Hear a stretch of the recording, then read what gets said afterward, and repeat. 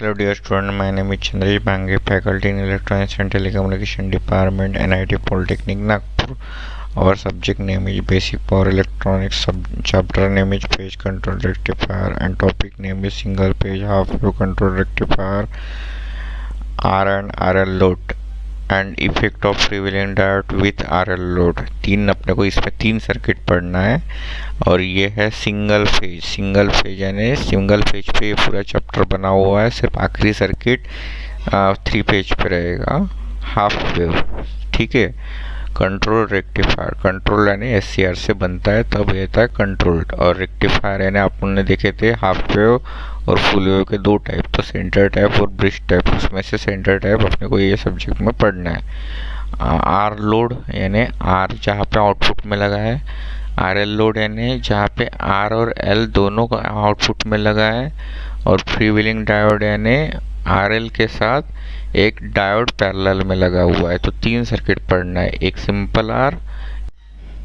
Course outcome, explain with the sketches the effect of change in firing angle on the current of the given rectifier considering the concept of the phase control।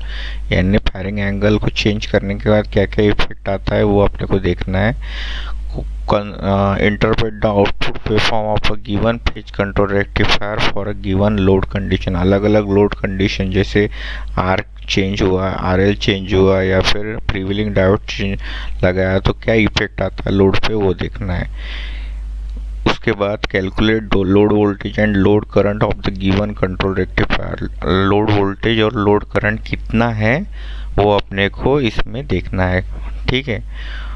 और उसके बाद explain the effect of the given load on output of the given control rectifier. Effect of given है, अलग अलग load रहा तो उसके बारे में एक्सप्लेन करना है। Describe the sketches the procedure to troubleshoot the simple given type of phase control rectifier.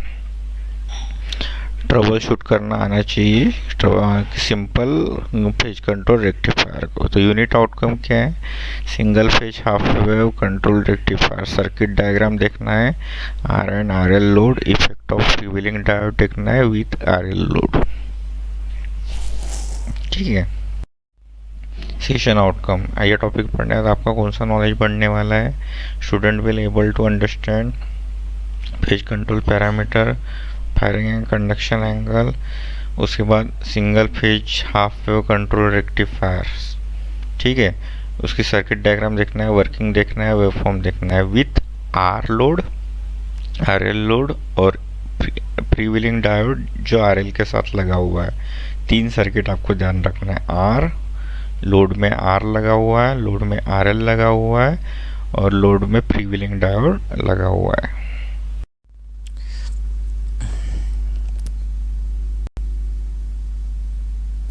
Student कोई भी एक चीज करने के लिए रिवीजन करना जरूरी है। तो रिवीजन ये सब्जेक्ट में हर टॉपिक एससीआर से डिपेंडेंट है। इसका जो पहला जो अपना टॉपिक था एससीआर, उसी टॉपिक से मैक्सिमम टॉपिक डिपेंडेंट है, इसलिए ये टॉपिक को हर बार रिवीजन करना बहुत ज़रूरी है। तो इसके बारे में मैंने आपको क्या बताया था कि ये डायोड इस तरीके से था, इसमें एनोड और कैथोड तो पहले भी सीखे थे। इसमें एक गेट टर्मिनल रहता था। गेट टर्मिनल क्या करता है दोस्तों कि ये जो डायोड है, ये डायोड का अभी नेक्स्ट नाम क्या है, इसमें गेट लग गया तो एससीआर। अगर गेट नहीं लगता तो ये डायोड रहता, और गेट लग गया यानी इसका मतलब ये एससीआर हो गया। तो इसमें क्या बताया था कि 4 लेयर रहते। लेयर यानी क्या, ये पी एन ये 4 लेयर।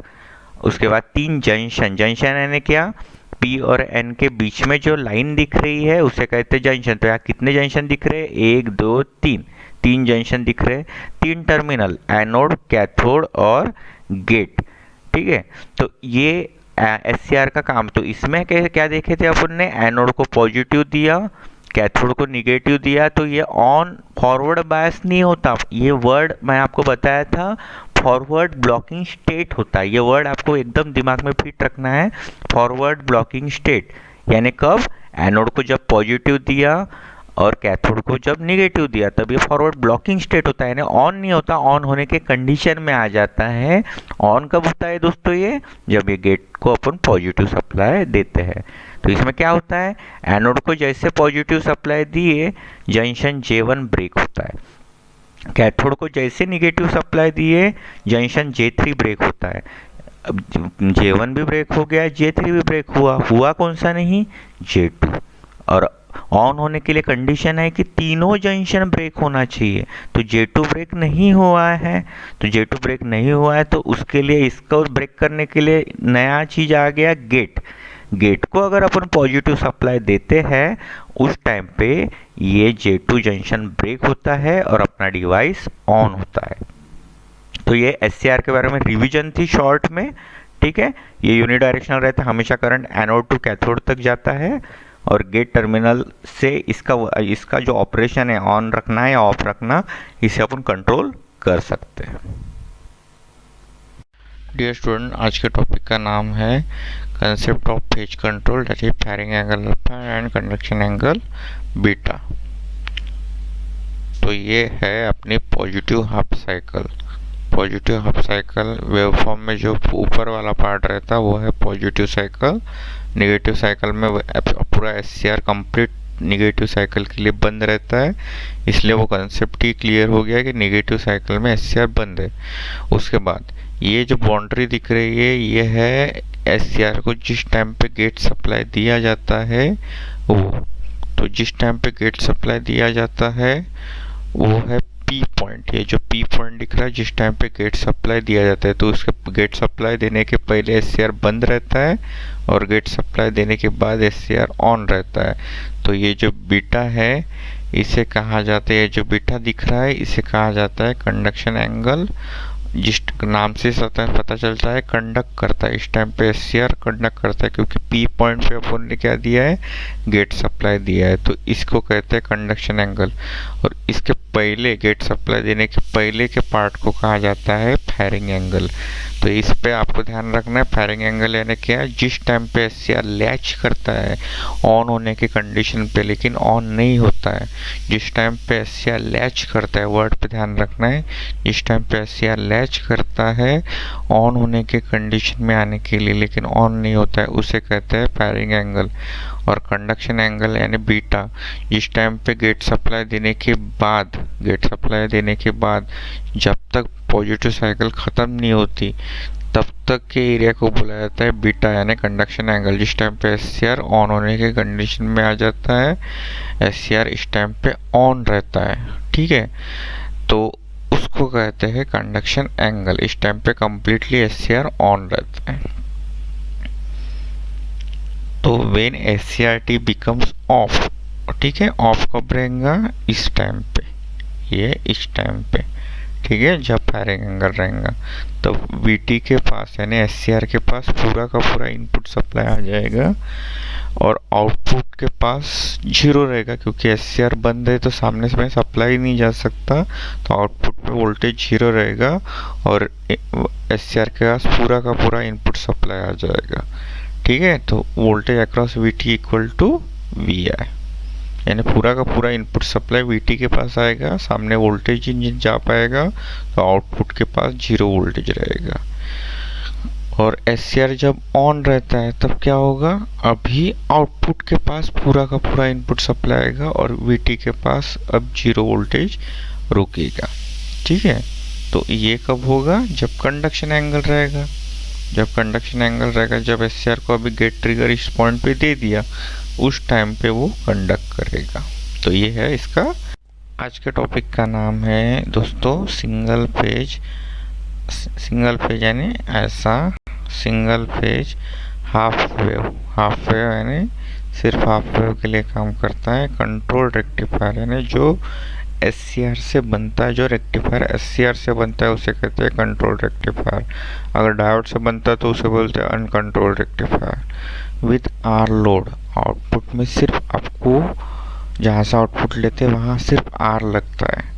इसके बाद का सर्किट क्या रहेगा, R के साथ आपको सीरीज में L दिखेगा और थर्ड इसमें विथ प्रिविलिंग डायोड में R और L तो रहेगा ही, एक डायोड लगा रहेगा यहाँ पे। तो अपने को अभी इसमें इसका वर्किंग देखते हैं। तो इसमें 3 इसमें वर्किंग आपको देखना है। एक ये पूरा कंप्लीट एक साइकिल है, positive as well as negative. तो इसमें एक पाई है, पाई तक एक पार्ट है, एक 2 पाई तक एक पार्ट है और एक अल्फा तक पार्ट है। तो यहाँ अल्फा यानी जिस टाइम पे ट्रिगर पल्स दी गई, यानी गेट को सप्लाई दिया गया, तो उसके पहले का एक पार्ट, गेट सप्लाई देने के पहले SCR बंद रहता है। फिर गेट सप्लाई देने के बाद से लेके पॉजिटिव साइकिल ख़त्म हुई तब तक दूसरा पार्ट, और तीसरा पार्ट यानी नेगेटिव साइकिल।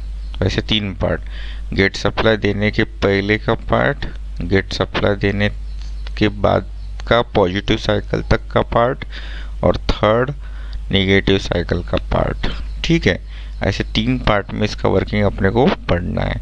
तो सबसे पहले अपन देखते हैं कि गेट सप्लाई देने के पहले का पार्ट, उतना पार्ट अपन अगर यहाँ से काट दिए तो क्या होगा। फिर इतना पार्ट अपन काटेंगे और फिर थर्ड इसमें इतना पार्ट काटेंगे। तो अभी देखते हैं आगे।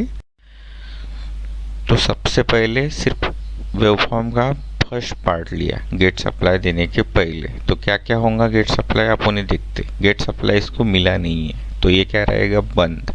ये नहीं बंद रहेगा तो इनपुट सप्लाई जो आएगा ये पूरा का पूरा इसी के पास रुका रहेगा, आउटपुट में कुछ भी नहीं जाएगा क्योंकि ये बंद है, SCR बंद है। तो VI पूरा का पूरा VT के पास आके रुक जाएगा। तो देखते हैं अभी इनपुट सप्लाई VI, ये जो इनपुट सप्लाई VI इनपुट से आया, ठीक है,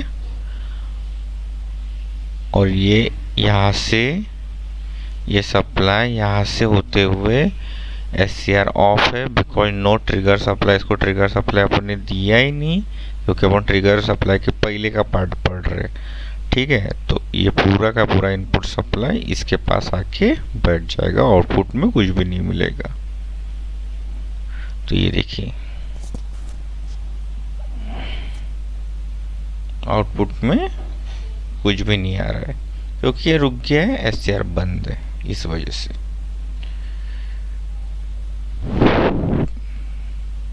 VL या VO की वैल्यू क्या है, 0, और IL की वैल्यू है 0।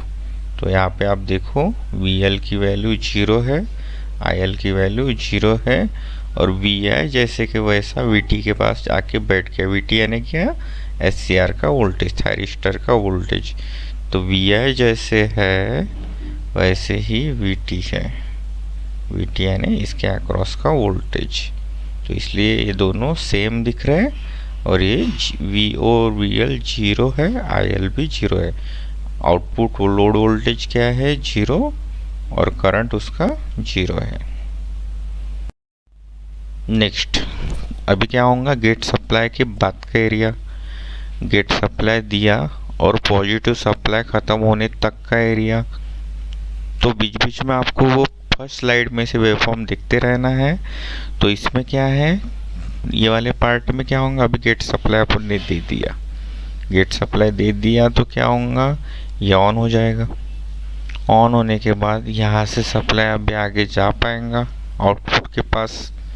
तो VI ये पूरा का पूरा किसके पास आके बैठेगा, आउटपुट के पास, और VT के पास कुछ भी नहीं रुकेगा क्योंकि ये सप्लाई अभी आगे जा पा रहा है क्योंकि इसको अपन ने गेट सप्लाई दे दिया है। तो अभी देखते क्या होता है। जैसे अपन ने इनपुट में गेट सप्लाई दिया, ये इनपुट की पूरी सप्लाई यहाँ पे अपन ने दे दिया, अभी गेट भी सप्लाई दे दिया इसको। तो गेट सप्लाई दिया तो ये ऑन हो जाएगा, ऑन होगा तो क्या होगा, SCR on, because gate trigger process मिल गया है, VT के पास अभी कुछ भी नहीं रुकेगा, और करंट सीधा सीधा आउटपुट के पास जाएगा सीधा, ये क्योंकि ऑन हो गया तो सामने सप्लाई जा सकता है। और ये पूरा का पूरा इनपुट सप्लाई अभी यहाँ से होते हुए आउटपुट में आके बैठ गया। इसलिए देखो VI का वोल्टेज पूरा का पूरा VL के पास गया, ठीक है।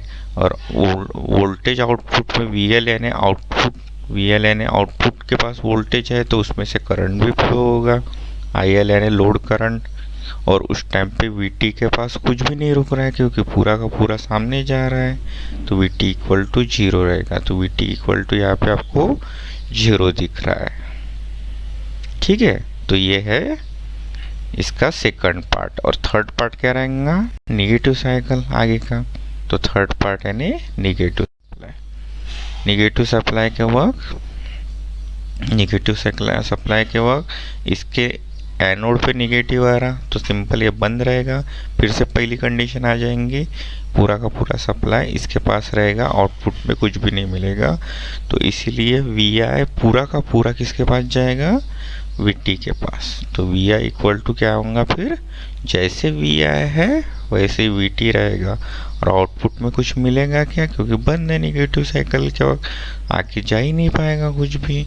तो ये इसकी वैल्यू रहेगी वी और वी एल की 0 और आई एल की भी 0, वी एल की 0 आई एल की भी 0।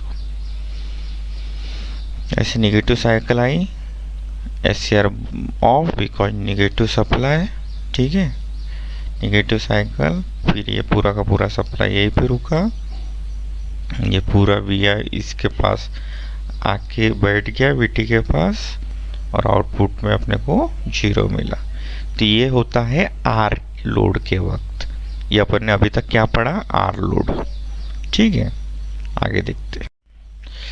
अभी पूरा का पूरा सर्किट सेम है, वर्किंग सेम है, बस इसमें आपको पूरा वर्किंग सेम पिछले बार प्रीवियस स्लाइड जैसे देखना है।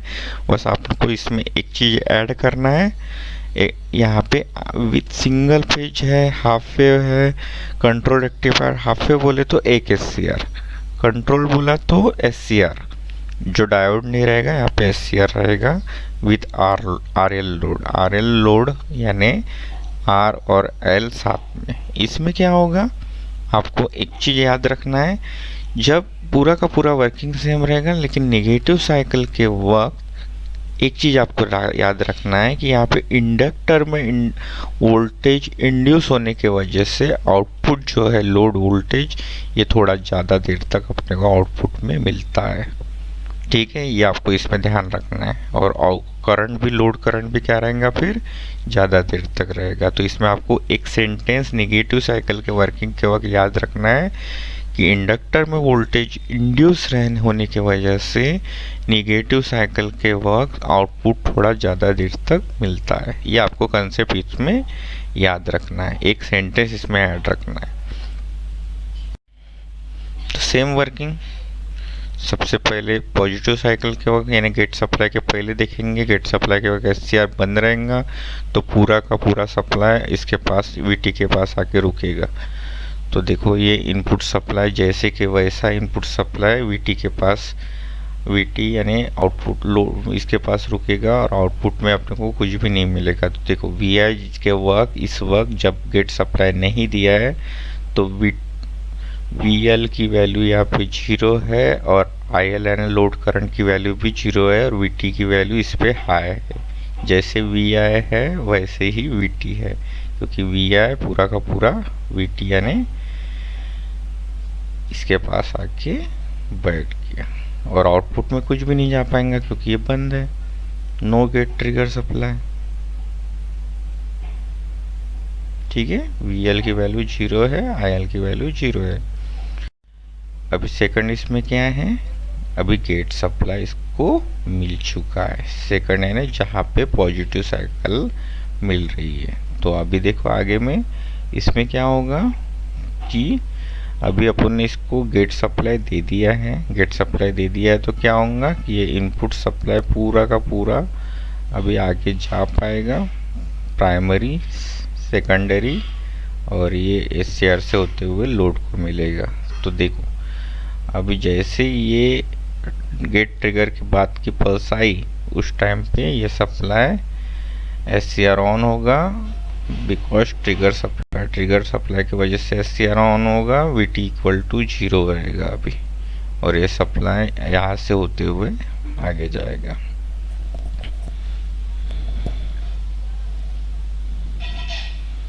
ठीक है, ये सप्लाई पूरा का पूरा आउटपुट में मिलेगा PL में। तो इसलिए यहाँ पे देखिए इनपुट जैसा है वैसे ही VL है, VL यानी लोड वोल्टेज आउटपुट वोल्टेज वैसे ही है।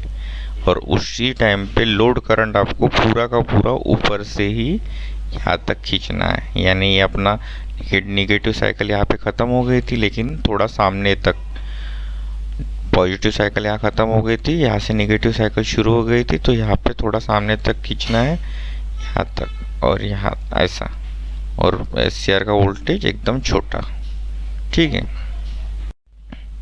थर्ड कंडीशन में निगेटिव साइकिल में तो हर SCR बंद ही रहता है, तो निगेटिव साइकिल के वक्त SCR बंद रहेगा, यानी ऊपर निगेटिव नीचे पॉजिटिव। तो निगेटिव साइकिल के वक्त SCR बंद रहेगा, क्योंकि इसके एनोड को निगेटिव आया हुआ है, इस वजह से SCR of because negative supply. VT जैसे VI रहेगा वैसे ही VT रहेगा, जैसे VI रहेगा वैसे ही VT रहेगा। और आउटपुट में कुछ मिलेगा क्या, क्योंकि सप्लाई यहाँ पे आके रुक गया, तो आउटपुट मिलेगा 0, लोड करंट भी रहेगा 0, लोड वोल्टेज भी रहेगा 0। इसलिए यहाँ पे देखो लोड वोल्टेज भी 0 है, लोड करंट भी 0 है। अब इफेक्ट ऑफ फ्रीव्हीलिंग डायोड, अभी जो अपने को मिला था थोड़ा ज़्यादा देर तक लोड वोल्टेज के वक्त, ठीक है, इंडक्टर के इंडक्टर में वोल्टेज इंड्यूस होने के वजह से, वो नहीं होना चाहिए, ये वो डिसएडवांटेज है। उसे रोकने के लिए फ्रीव्हीलिंग डायोड लगाया गया है। अब फ्रीव्हीलिंग डायोड का क्वेश्चन पूछा जाता है कि इफेक्ट ऑफ फ्रीव्हीलिंग डायोड क्या होता है, तो उसका काम आपको एक ही बताना है, इंडक्टर में वोल्टेज इंड्यूस होने के वजह से आउटपुट थोड़ा ज़्यादा देर तक मिल रहा था, उसे जीरो करने का काम ये फ्रीव्हीलिंग डायोड करता है। बस आपको इसमें एक ही चीज़ ध्यान रखना है, इसका काम एक ही होता है कि ये इंडक्टर में वोल्टेज जो ज़्यादा देर तक मिलता है, उसमें वोल्टेज जो इंड्यूस रहता है उसको जीरो करने का काम फ्रीव्हीलिंग डायोड करता है। तो इसमें सिंगल फेज है, हाफ वेव है, कंट्रोल रेक्टिफायर, ठीक है, बाकी तो वैसे के वैसा है। लेकिन फ्रीव्हीलिंग डायोड हमेशा R लोड के साथ नहीं लगेगा, R और L के कॉम्बिनेशन के साथ लगेगा। तो सिंपल वही वर्किंग, ठीक है। सबसे पहले पॉजिटिव साइकिल गेट सप्लाई मिलने के पहले का एरिया, तो उस टाइम पे VI पूरा का पूरा VT के पास जाएगा, क्योंकि गेट सप्लाई अभी भी मिलने का है। तो VI जैसे रहेगा वैसे ही यहाँ पे VT अपने को आउटपुट में मिलेगा। SCR बंद है because know trigger supply VT में मिलेगा, और ये पूरा का पूरा ये सप्लाई जैसे यहाँ पे VI जैसे है वैसे ही VT रहेगा। और उस टाइम पे आउटपुट में कुछ भी नहीं मिलेगा, इसलिए VL की वैल्यू 0 रहेगी, आउटपुट की VL की वैल्यू 0 और IL की वैल्यू 0 रहेगी। तो VO और VL की वैल्यू यहाँ पे 0 है, VL की वैल्यू 0 है और IL की वैल्यू भी 0 है। लोड ही वोल्टेज में नहीं रहेगा तो करंट भी इसका 0 रहेगा। नेक्स्ट, अभी अपन यहाँ पे अपने को देखना है कि जैसे निगेटिव जैसे यहाँ पे गेट पल्स अपन ने दिया, तो गेट पल्स जैसे दिया तो SCR ऑन हो गया। ऑन होने के बाद VI पूरा का पूरा अपने को आउटपुट में मिलेगा। तो यहाँ पे देखो कि VI पूरा का पूरा आउटपुट में वैसे के वैसे मिल रहा है, और आउटपुट में वोल्टेज है तो आउटपुट में करंट, लोड करंट रहने वाला है, तो यहाँ पे लोड करंट मिल रहा। और उस टाइम पे VT के पास कुछ भी नहीं रुक रहा है, तो VT के पास 0 वोल्टेज यहाँ पे रुक रहा है। देखो VI सप्लाई दे दिया, गेट सप्लाई दिया, गेट सप्लाई दिया, तो ये ऑन हुआ तो ये पूरा का पूरा सप्लाई अभी आगे जा पाएगा। SCR on because trigger pulses VT equal to 0, supply आगे जा पाएगा और VI पूरा का पूरा आउटपुट में मिलेगा।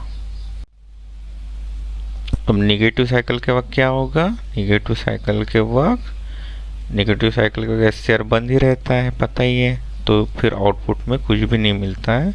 ये पूरा का पूरा इनपुट सप्लाई जो है वो VT के पास चले जाता